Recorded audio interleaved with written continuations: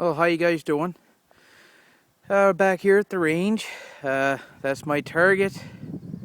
I'm not sure if you can see on the bottom of the ground there, I put a clay pigeon up there just to see if I can plink that after with the 22. That's at roughly the 35-yard mark here.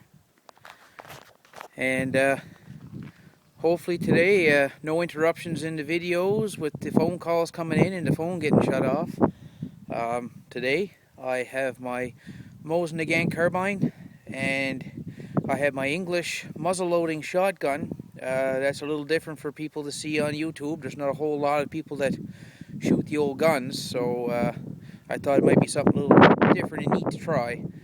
I also have my little Chipmunk 22 here.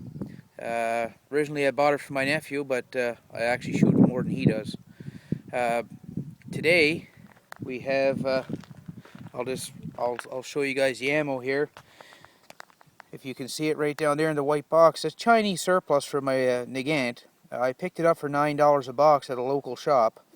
This stuff is steel core, it's corrosive.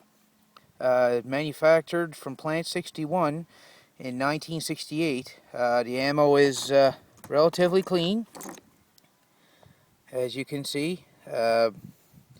Pretty well sealed on the back of the shell there. And as for the base of the bullet, now these are steel core ammunition. It's armor piercing, light ball, 147.5 grain bullet.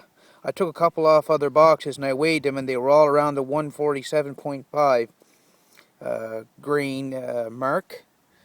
And that's what we're going to try today, something different. I sure hope it's better than this stuff. This is the worst ammo I've ever tested in a mosin nagant, and if I ever seen it on a gun shop's shelf and seen someone trying to buy it, I would stop them. It is just overpressured. It's not consistent. I've weighed several powder charges. Some of them are within 5 to 6 grains of each other. And you know, guys, I know it's military ammo, and you can't expect you know, premier quality, but I mean, geez, 5 and 6 grains in the difference per shell. I mean, that can be the difference of blowing up a gun or not blowing up a gun. This is heavy ball, yellow tip. It's as dirty as can be. It hang fires like you wouldn't believe, and this stuff here is from the 50s, believe it or not. It looks really clean. It's copper wash steel case. I mean, it's as clean as any other ammo I've used, surplus. But it doesn't shoot accurately, and you know, maybe some guys are going to disagree with me, but that little rifle has pretty much a brand new barrel. That's a 1943 M38. It's non-refurb, it's completely matching, it's not counterbored, and hopefully the Chinese ammo is going to serve me a little better. Gun Geek had tested some Chinese ammo, and it kind of inspired me to search for some, and I found it. And if this stuff works out great, I'm going to buy a couple of crates of it, because I mean, I was getting this stuff $9 a box for 20 rounds, but the guy told me if I bought a bunch of it, he'd give me a deal on it. So I'm going to give this a try, and hopefully have some decent results on the target out there. So I'm going to set you down, and hopefully the wind don't blow my camera over. It is a little windy here, which is great, keep the flies away. So I'm just going to flip you around and get to do a little bit of shooting. Okay, I'm just going to flip you right up around here. And there we go. So first order of business is I'm going to try this Chinese ammo. I'm going to fire 3 rounds and just get an idea. You know, I don't expect it to hit right on. You know, the sights, I've not touched the sights on this gun since I've owned it.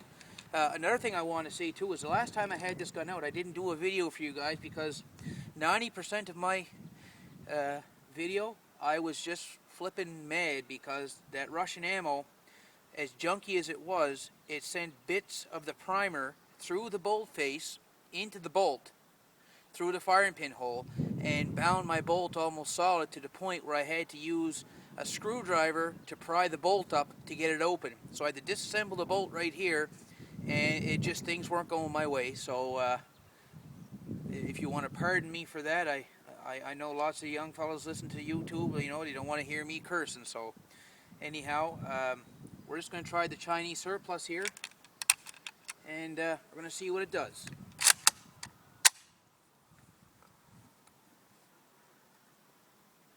This is the first time I've ever tried this ammo in this gun, so I have no idea what it's going to do. Well, that's pretty sure fire. And no split cases, no nothing. I'm impressed already.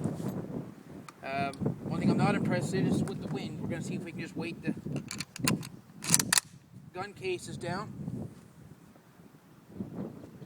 And the recoil is very mild. It's not even bad.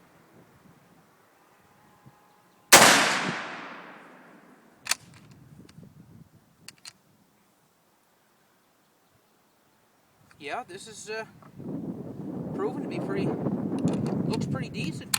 You know, it's, I didn't get any hang fires yet. Now, Gun Geek, he had a batch and he got a couple of hang fires or delayed fires, but it all went off. Except I think he had one, he said that didn't have go off, it was a dud. But hopefully I don't get those in this batch. I'm thinking it's going good. And yeah, you can certainly hear them steel cores down range. Oh, what the heck. We're going to give it one more.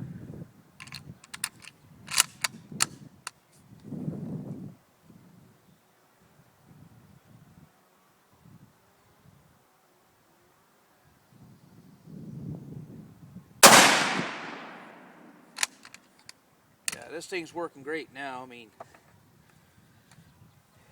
we're going to go down and I'm going to have a look here and see what we got.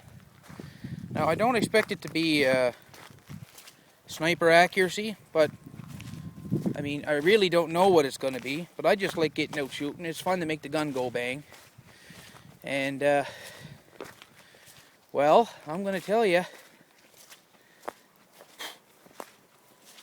oh, I'm impressed with this ammo. I got one. Here we are. Dead bullseye. Right there. Look at that. Busted the X right out of her. And these first two are almost touching. And these two are, that's great accuracy. You know, I'm just going to use some black tape here. And I'm going to cover up the holes. And we're going to try another group and see what that does.